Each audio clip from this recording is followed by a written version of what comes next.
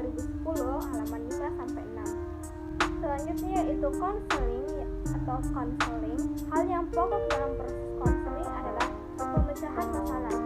Artinya, sebuah konseling merupakan bantuan yang diberikan kepada individu atau kelompok untuk menyelesaikan suatu masalah melalui wawancara dengan cara yang sesuai dengan keadaan yang telah dilatih untuk mencapai kesejahteraan dalam hidup menurut Paul Gito 2012 halaman 8. Maka dapat ditarik kesimpulan bahwa pengertian bimbingan konseling adalah rangkaian proses kegiatan yang fokus utamanya dalam memberikan bantuan yang diberikan oleh seorang ahli dalam bidang konseling melalui tatap muka, baik secara individu atau kelompok, dengan memberikan pengetahuan dalam mengatasi suatu permasalahan yang tengah dialami oleh konseling secara berkala dan sistematis. Selanjutnya akan saya jelaskan yaitu tujuan bimbingan dan konseling. Secara umum, tujuan bimbingan dan konseling adalah untuk membantu para peserta didik dalam mencapai tugas perkembangannya dengan optimal sebagai pribadi, sosial, dan sebagai makhluk ciptaan Allah SWT.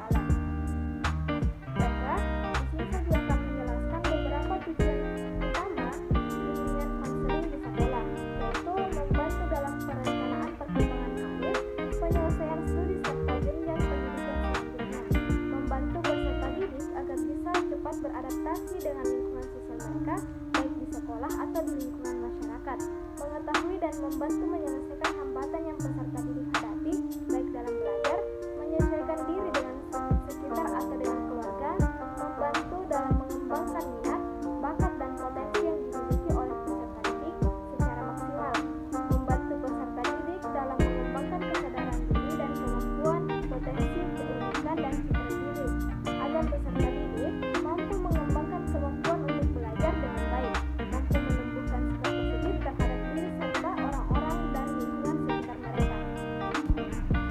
Oke, selanjutnya yaitu terdapat fungsi bimbingan dan konseling.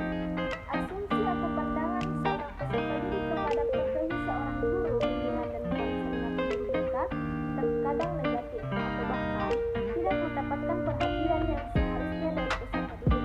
Kenyataannya, fungsi bimbingan konseling sendiri memiliki peran yang sangat penting bagi perkembangan peserta didik saat di sekolah ataupun di luar sekolah.